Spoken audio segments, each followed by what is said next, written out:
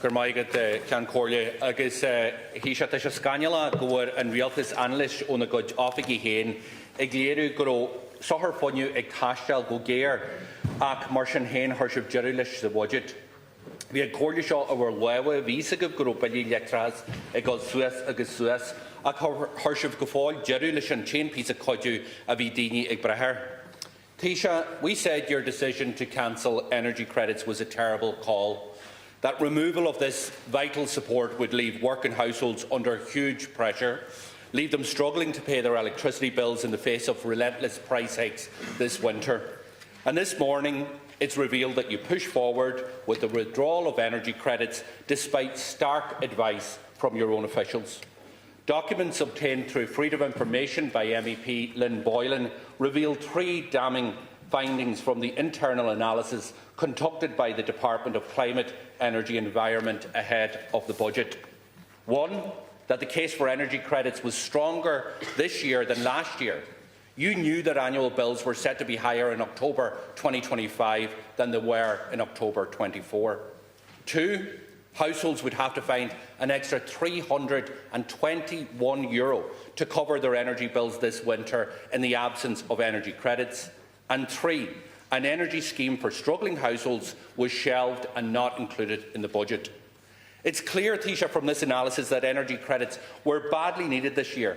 You had this advice to hand, you knew energy bills were going up, and yet you still cancelled the one bit of help that people really relied on to pay off these rip-off bills. And this is scandalous, Taoiseach, and people are bearing the brunt of this. It's clear by the day that you ditched energy credits because the election is over, and you feel that you can break your promises without any consequences. Well, working households, they're paying a heavy price for your cynical choice. It is much colder now. People are finding it harder to light and heat their homes, and more than 500,000 households can't pay their energy bills. Your decision to cancel energy credits means that even more families are going to be pushed over that line. The truth is that working people were not a priority in your budget. A budget of €9.4 billion that left them worse off and didn't even include a cost of living package. The CSO just reported on Monday that prices continue to rise and are rising faster now than in the last 2 years. People are under huge pressure in the lead up to Christmas, Taoiseach. They're watching every single euro and they're forced to make really tough choice. I spoke to a mother on Monday. She and her husband are working, and you know what she told me? She talked to me about her 3 kids. They sat down to write their Christmas list last week, and even though they weren't asking for much, she had to convince each and every one of them to drop something off the list. She had to sit them down and explain to those children that even Santa is feeling the cost of living crisis this year. And Taoiseach, do you in any way understand the pressure that ordinary families, the length and breadth of this state, are under this Christmas? Because people see no end in sight, and they see a government that is closed off to their hardship. And it can't go on. You need to act to end the rip-off, to get costs under control and to make life affordable. Your inaction doesn't cut it, and your bluff and spin has run out of road. So, Taoiseach, the question this morning that I'm asking, and I'm sure many, many families are asking, why did you cancel energy credits despite the analysis from your own officials which showed how badly they were needed this year? And will you finally see sense? Will you finally see sense and reinstate those credits to help people through these winter months? Thank you, Deputy Taoiseach. First of all, the team leis an teachta in échart agus is léir sa chana snéis de chuir mar annachcuid áisne fáil. Go háire dus na daoine buachta agus daoine ícom íseal agus tá chuir mar annachcuid ina stíocht. Isteach san infrastruchtúr na tíre agus mar aon lei sin daoine le gána speisialta agus daoine ina bhfuil ícom íseal acu. So at the outset, Deputy, I would say that in the first instance that tackling energy affordability is a priority of government. People are under pressure. And up to €3.3 billion had been allocated through energy credits.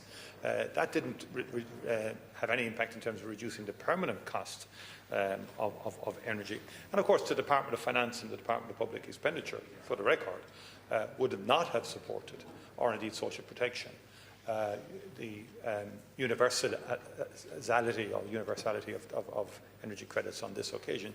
You talk about one group of officials in the Department of Energy who had views, but there was a broad government across there. But also, we took the view that we wanted to concentrate and prioritise our resources to those on the lowest incomes and those who would be most impacted by the energy price increases. And so we did increase the fuel allowance, but we also increased the people who would be entitled to the fuel allowance, particularly people on working family payments. 26% of households now are entitled to the fuel allowance, and that is a help to people facing energy costs. Huge investment in terms of the retrofitting programme and the Warmer Homes programme, which is now hundreds of thousands of people are benefiting from that. The microgeneration supports also about 150,000 people have benefited from the supports we have given in terms of microgeneration. And then we prioritise the issue of child poverty. So additional €8 per week for children under 12, bringing that weekly payment to 58. And then €16 per week for children aged 12 or over, bringing that weekly payment to 78. That's the child support payment. These are unprecedented increases. We deliberately targeted those households to get far more additionality. And then we invested very significantly in infrastructure. When I look at the central bank and how it analyses inflationary pressures and so on, the Sinn Féin budget would have added, you wanted billions and billions of more spending, would have added 2.5% to the rate of inflation, to the cost of living. That's what your proposals would have done. That would have actually disadvantaged people even more. So you have to get the balance right here. It's not fiscally sustainable to have once-off package every single year for the next number of years. It's just not sustainable. And last week there's various bodies saying government is spending far too much, as it is. And you know, this year's budget is about 117 billion, about 98 billion plus in capital, and so forth. And then we've increased current expenditure over the last 3 years by 15%. So we are spending very significant sums of money. We're targeting it in terms of infrastructure, targeting it in terms of low-income families, and making sure that those on the lowest deciles of incomes are protected in as far as we possibly can. And then, you know, dealing with the fuel allowance and so on like that. And then the VAT, of course, we've extended the reduction on VAT to 9% out to 2030, which will save households up to about €100 per year, in addition to the tax disregard for households involved in energy, microgeneration and so forth. Thank you. Deputy Doherty. Taoiseach, your own officials warned you. They warned you. They said, and I quote, "Without government support, customers will pay more this winter for electricity than any time during the energy crisis." They warned you. They said before price increases, arrears have increased to record levels. We know this. You knew this. It's here in black and white in what your officials told you. They also make it clear, and they lay it out in graphs, that families will have to find an extra €321 this winter compared to last year to pay their energy bills. Taoiseach, your government had all of this information, yet you still decided to abandon workers and families by withdrawing these energy credits. You did that at a time when you knew, and your officials told you, that energy company after energy company had decided to increase their prices these months. Over 1 million families are going to see price increases. Your officials warned you, you chose to ignore them, and you abandoned workers. So can I say to you, again, why did you cancel the energy credits despite the warnings from your own officials? Why did you ignore the fact that arrears reached record levels, that families would have to find €321, and that they would have to pay higher energy costs than ever before during the energy crisis? Why did you choose to ignore all of that and abandon these workers at this time? Again, Deputy, because we believe in targeting resources as opposed to universality. You must be the only left-wing party in Europe and across the world that doesn't believe in targeting resources. We believe in targeting resources. There's about €2 billion social protection package, which is about protecting pensioners, which is about protecting families with children, and particularly people on low incomes. That's the choice we made, and also to improve our infrastructure. And yes, we do have to, in a more systemic way, deal with energy. and a high cost of energy. And there are significant factors in Ireland that leads to high cost of energy, and that's well known and well documented. But the bottom line here, Deputy, is we've had a very significant budget in terms of expenditure. You want to add another $2 billion to it in terms of a short-term intervention, which would apply to very, very wealthy people.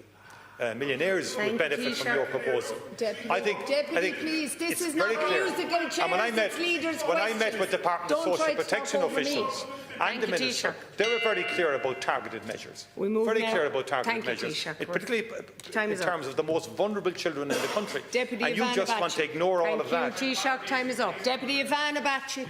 Taoiseach, I want to speak today about migration and your government's 180 change in tone and policy on immigration.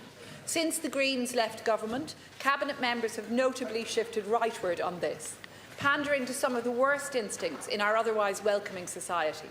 You've allowed dangerous rhetoric to obscure your own government failings on housing and infrastructure, and you're introducing new immigration policies without evidence, despite ample evidence of their potential harm to migrant communities in Ireland.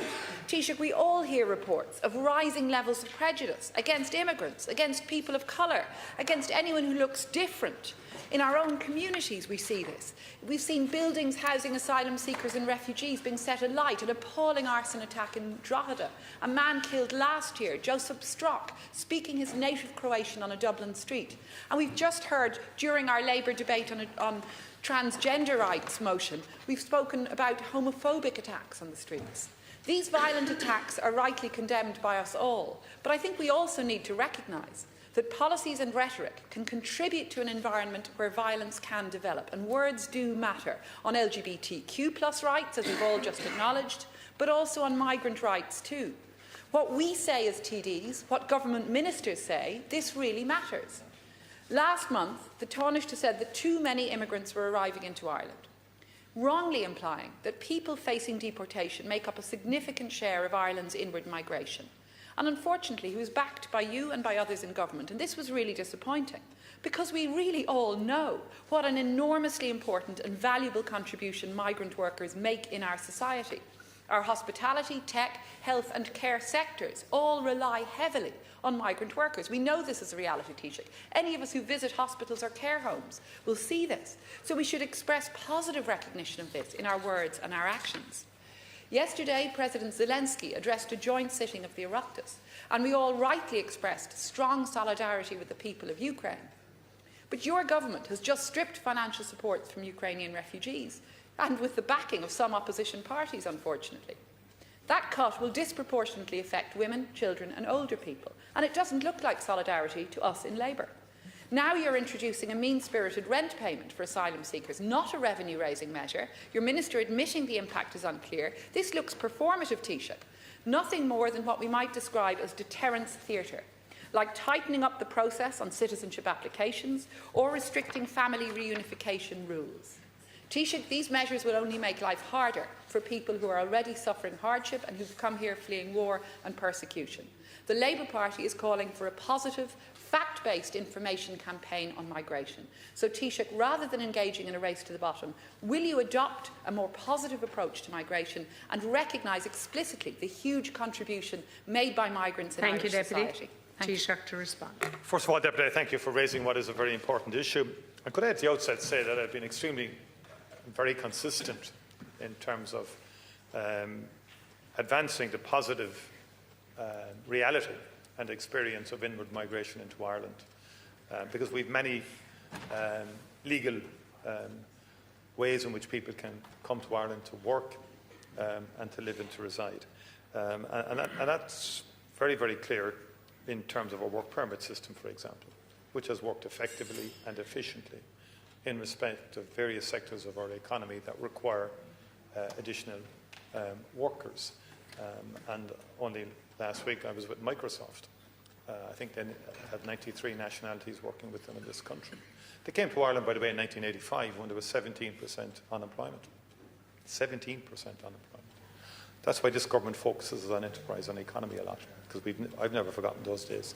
And it's a great motivating force to avoid complacency on economy, which many people on the left do and almost dismiss as something that just comes naturally. But so yes, migration has been an important part of the Irish economic growth and societal growth. The free movement within the European Union. Many people from the European Union come to live and work in Ireland, and they're in many of our companies and in our health service and elsewhere. Absolutely.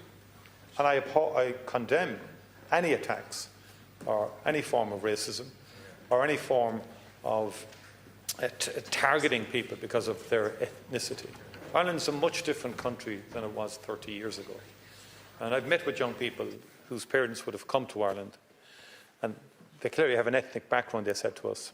They're Irish citizens. They've been subjected to intimidation and attack. And I abhor that. But I think it's wrong to say that the government's desire to have a fair, robust, legal migratory pathway is somehow incentivising those attacks. I think that's a step too far, or contributing to that sentiment. That sentiment has been there long before any changes in the procedures that government have announced. And it is important, I would put it to you, Deputy, to have a fair, robust asylum system that's also timely in terms of the consideration of applications and appeals, because the absence of such a system actually would create the climate, the negative climate that you speak of. It's part of the issue. And remember, the origins of asylum are rooted in conflict, war, political suppression. And again, I'm trying to be careful, but the evidence is that quite a substantial number of those who seek asylum, primarily the motivation would be economic. I understand why, by the way, given what's happening in other countries around the world in terms of quality of life and economy. But these are the realities that we have to deal with. Bacik. Thank you for the considered response, and I do agree with you on the need to promote the work permit scheme. Indeed, in the Labour Party, we're looking for generosity on work permits, for a more expansive programme of legal pathways to come to Ireland for people who wish to bring their skills, their expertise. And that's a very important matter when we talk about inward migration. For me, this is personal, as the granddaughter of a refugee who came here, who contributed enormously to Irish society, as migrant communities do. But we do need to see political leadership. Of course, you're right. There are people who are seeking to stoke anti-migrant sentiment, people on the far right, a small number, but we need political leadership to counter that. That's why in my own constituency I've initiated Dublin 4 and Dublin 6 for all groups, because people are welcoming. Across Ireland we're seeing it, but there does need to be political leadership to ensure that people can express that welcome, can host welcome meetings for new IPAS centres in their community, as we are doing in Dublin Bay South. So we need this, Taoiseach, at a national level, and we need leadership on this from government, not the sense that rhetoric and policies are hardening, and unfortunately that has been the experience recently. But again, I think we have shown political leadership in this country. And remember, Brexit happened because of the migration question in the United Kingdom, and it's had disastrous results for the British economy and British society as a result of that. So that's been an intelligent, informed and balanced approach to the migration question.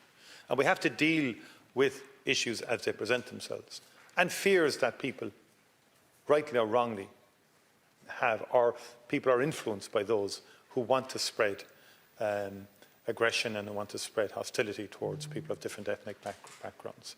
And the government's leadership is in steering a course that is moving towards a more robust, fair, timely system for dealing with applications for asylum, whilst also then dealing with the more legal pathways as you've described. And that's what. And always remember, we took a lead as well, although it's a European Union-wide directive to protect in terms of Ukrainians and so on like that. The evidence shows that it's not rhetoric, but that Ireland responded in a generous manner to that situation. Deputy but thank you for raising it. Taoiseach, yesterday's historic visit by President Zelensky allowed us to reaffirm our solidarity with the people of Ukraine. It was also an opportunity to mark the huge efforts of people here who've stood with Ukraine. Since Russia's illegal invasion nearly 4 years ago, 120,000 Ukrainian refugees have been welcomed here. In every corner of the country, Ukrainian men, women and children are now valued members of communities. And while it was undoubtedly challenging at times to find accommodation, people rose to that challenge. More than 40,000 Ukrainian people have been accommodated by more than 22,000 hosts since the outbreak of the war. This scale of support is something we should always recognise and always celebrate. Taoiseach, it is particularly important to highlight the many positive stories of migration and integration now, because we're seeing the horrific consequences of rising hate across the country. This week alone, there have been reports of 3 separate violent attacks. A Brazilian delivery worker, Andre Oliveira, was set upon by 10 people in Dublin and beaten on the head with pieces of wood. He had to have brain surgery and is still recovering in hospital. 3 Afghan asylum seekers were also attacked by a large group of up to 14 people who followed them with motorbikes and a car. During coordinated and sustained assault, the attackers screamed racist slurs as they beat the men and smashed up their car. In another incident, a food truck belonging to a Venezuelan family who moved here in 2018 was set on fire and destroyed. Taoiseach, these are shocking, violent incidents, and they are now happening at an alarming frequency. I am hugely concerned about where this is going and where it might lead. For centuries, Irish people were forced to emigrate all over the world. For that reason, we have always understood migration and have been hugely welcoming. But a divisive, hateful, and dangerous narrative about migrants is now taking hold. This is not helped by a government and some opposition who continually frame migration as a problem or migrants as a burden. While this explosion in hate is mainly directed at migrants, it is experienced by people of colour. Because when difference is vilified, people's skin colour makes them all a target. Taoiseach, the government has spent months talking about migration and is now vocal about wanting to reduce it. The Justice Minister's plans are entirely focused on framing migration as a negative. There has been no attempt to tackle rising hate and racism. Thank you, Deputy. Taoiseach, my questions are there any plans for a campaign to highlight the positives of migration, and what is being done to support migrant communities and people of colour who are now living in fear? Thank you, Deputy Taoiseach. First of all, I thank the Deputy for raising the issue. And at the outset, I would condemn unreservedly the attacks that you've referenced in terms of the Brazilian delivery person, and also I've read reports in terms of 3 Afghan asylum seekers reporting to the Gardaí that they'd been viciously attacked in their car.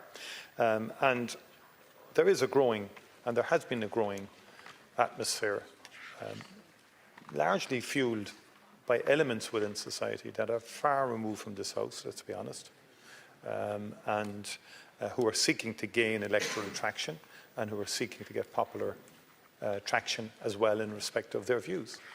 And the responsibility of this House and all parties in this House is to make sure that those views don't hold sway or get a disproportionate influence. That is actually the challenge facing us.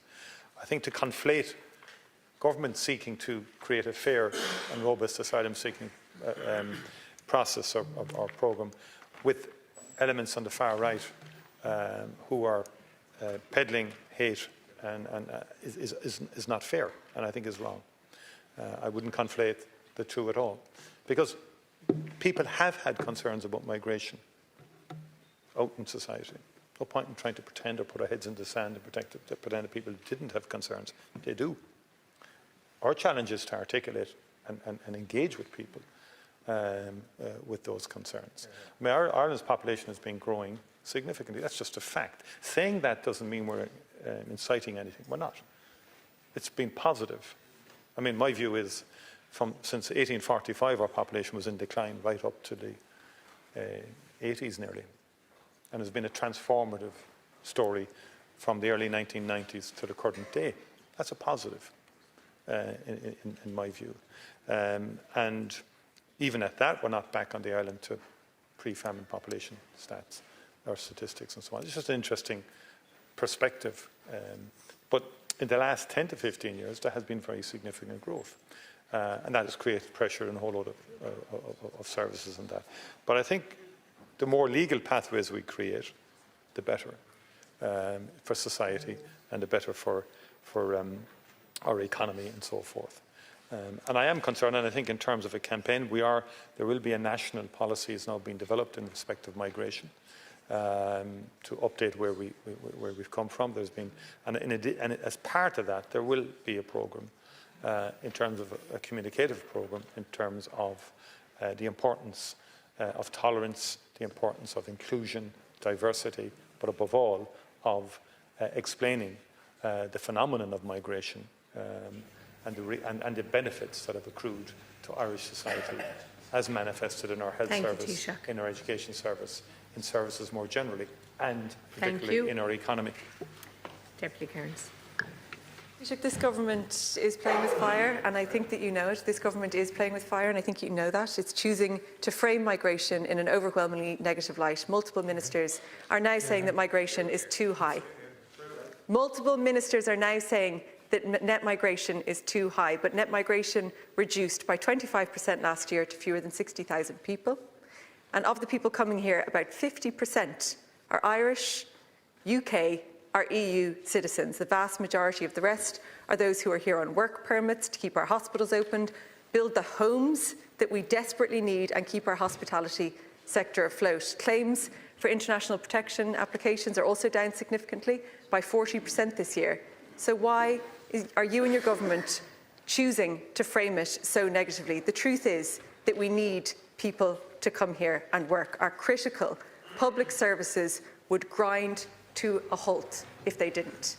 And these workers are telling us that they feel a shift, that racism is on the rise. They are reconsidering staying in Ireland, and that is the real migration crisis. What are you going to do to address it? The campaign you're talking about is the EU Migration Pact 1. Is there going to be a government campaign to create awareness about this issue? First of all, again, I disagree fundamentally. You're conflating the unacceptable behaviour of certain people out in society with government policy. That's wrong. And you shouldn't do that. And you're trying to do that now a couple of weeks in the Dáil. I think that is wrong. That's the first point. No, that is wrong. And I really resent that. And I think it's not fair to do it. I didn't interrupt anybody. I didn't interrupt Deputy Cairns when Deputy Cairns spoke. So I'd appreciate the same facility and tolerance from the other side of the House in respect of this. There are legal pathways to work in Ireland. There always have been. And we have a generous work permit system. And there have been also visa-free arrangements with certain countries. Every country has a sovereign duty and obligation in respect of who comes into the country and who leaves it. Certainly who comes into the country. Every country has that. There are always limits. There always have been limits. No, but you're suggesting there shouldn't be any, it seems to me. That's what I picked up. So therefore, all that is happening right now is a fair, robust, timely procedures being put in place. Thank you, Taoiseach. Because the best way to do things is through legal pathways. That gives sustainability for the individual as well. Thank you, Taoiseach. Time is up. But at all times, by the way, irrespective of what avenue people come in, Fitzmaurice. dignity is important. Thank you, Taoiseach. Treatment of every individual and the respect. And our education system has shown that. Deputy and government policy through education has been very inclusive, and we've been very supportive of every child who comes into this country who needs to access education. Taoiseach, I wish you well on the new legislation that you're bringing forward in relation to infrastructure. My own personal opinion that if it's not emergency legislation, we'll be caught again down the roads rehousing and motorways or roads and water and sewer. Taoiseach, how would you like to get this message? And I'd ask you the question, I welcome the new legislation, but this is another part. The EPA was set up by the state. The EPA on board Pleanála was set up by the state. I got a message the other day from a guy I know in the west of Ireland that's employing 200 people. How you Fitz? 18 months now and we're still waiting for planning. 3 million spent before that. 3 million to spend. Someone else called last week from on board Pleanála to have another walk around. Business doesn't wait, Fitz. We have worked in specialised manufacturing in pharmaceutical and in microchips. We are now in Denmark, Sweden and Norway. 200 people employed, 40 more jobs to be created. I am fed up of state agencies.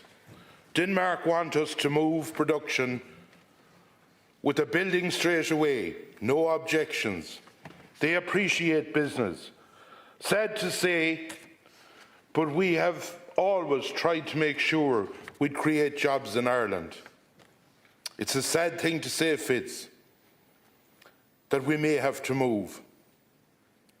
The system is, he said F and it ended with D. I would use the word broken. That's the word of a person that is creating jobs in this country. That's ABP. The state is also responsible for the EPA.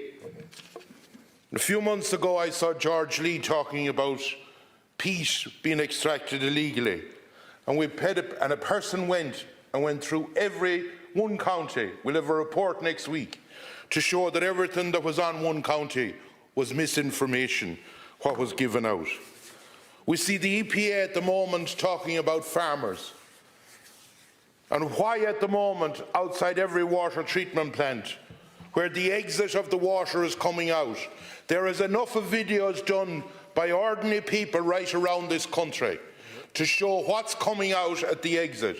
Why isn't there an analytic basic information that they can put there to know the flows and the type of stuff that's coming out?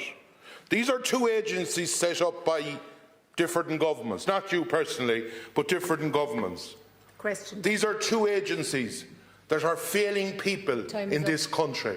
Put the question. With your new legislation, and I wish you well on it, Deputy the new legislation has nothing to do with this. How are we going to get these people to do their jobs efficiently, properly and fairly for the people of this country? First of all, Deputy, thank you very much indeed. And that's why this morning government launched the accelerated infrastructure report. Minister Jack Chambers has led the charge since this government was established nearly a year ago now, in terms of an infrastructure division within the Department of Public Expenditure, appointing an external task force led by Sean O'Driscoll and a number of people from the private sector and involved in state agencies who have first-hand knowledge of the challenges and barriers to getting development in this country. And its report is comprehensive. And it's not any one measure will change this, but the sum of all the measures. And we're going to pass legislation to establish a critical infrastructure bill. We will also develop legislation around an emergency powers being given to government. And there is a need also for concurrent decisions by various state agencies, not sequential. In other words, when the planning is going on, the procurement should be going on and the other permits should be sought as well, not one after the other. And there's much, much more in respect of that. We're also bringing in legislation. The Minister yesterday, the Minister for Climate and Energy, announced, for example, that there's a 6-week now consultation in respect of capping the fees in respect of the costs of judicial reviews and how much the taxpayer will have to ordinarily pays now compared to what should be the case into the future. And so there's a lot of measures. The issue for us is to implement them over the next 12 months, and we're determined to do that. There will be timelines, and there'll be no hiding place for agencies either. And there'll be clear instructions given to agencies to do their work. And if they don't, that a light will be shone upon them for not doing their work. We always have to keep in mind the Environmental Protection Agency was established at the time for good reason. I remember it, I think it was back in, let's say, 89, 90, that period, if I'm not mistaken. Why? Because there was a major incident in a pharmaceutical plant, if I recall. And no, there would have been plans perhaps coming in relation to that, but there was always a good rationale as to why agencies such as the Environmental Protection Agency was established. We do need a planning authority, and that is required. 1992 actually was the EPA, and I think there was an incident in Ringaskiddy actually, if I recollect. And so, because people cried out for protection, you know, the public want protection. And in terms of measurement, you're correct. I mean, I was on farms recently, well, not recently, but a year and a bit ago now, where the whole flow was measured right to the estuary by Taughask and the farmers. In fairness, every 10 minutes it's measured. The only thing is that the estuary still is polluted, but that's it, and so they're not totally disconnected. So we have to be aware of that. But in fairness, a lot of metrics by farmers on the ground, quite impressive in terms of what's happening on the farm, and things are very more advanced in that regard. But agencies have to work more effectively. No question. Deputy Fitzmaurice. Yeah, Taoiseach, as I said earlier, I welcome the legislation that you're proposing. But the legislation you're proposing is talking about ABP, basically judicial reviews, which I agree with, that there's too many of them, that it will be more difficult, to put it simple. And different tweaks like that, and you're talking about emergency legislation. But I'm talking about an ordinary person that's creating jobs in rural Ireland. And in the west of Ireland, 200 jobs to us is the same as 4,000 in Intel. That's the reality. But the problem is, before we go judicial review, or before we keep going on all the other parts that you're bringing in, and as I say, I welcome that, the state agency of ABP has held these people up. Their board of directors in this company are meeting next week. And do you know what they're deciding? Are they pulling plant in Ireland and are they going to go to Denmark? That's a sad reflection from people that set up a business in Ireland, employ Irish people, and would die for this country. Thank you, Deputy. And we need to make sure that there's accountability. I'm not talking about the judicial reviews, or that's further on all that stuff. Deputy, your time. And I welcome what you're doing. I'm not going against that. But what I'm saying is, the state agencies are not doing their jobs to help facilitate these businesses. I want to say to you, if you can get us in contact with that company, particularly maybe Minister Peter Burke, or Minister Jack Chambers would be interested in meeting. Both ministers would. The First Minister may be seeking to do anything to help them in their situation as Minister for Enterprise, and then Minister Chambers could do well to listen to that company in terms of the barriers it has faced. Now, on the board plan, all you're saying is the problem. We have established a new planning commission, which has been substantially resourced, much more than its predecessor, and certain systems have changed there because there was an inherited situation there with board plan that was not good. And the legislation allows for, in the Planning Act, timely decisions now, on time, and there has to be statutory delivery. This business of looking for more information, is just driving people nuts. And there has to be decisions taken on time in respect of core economic. And I fully accept 200 jobs in rural Ireland is huge, particularly in that sector they're good high-value jobs. Thank you, Taoiseach. And I fully accept that. Thank you, members. And now, before I move to other members, there's a special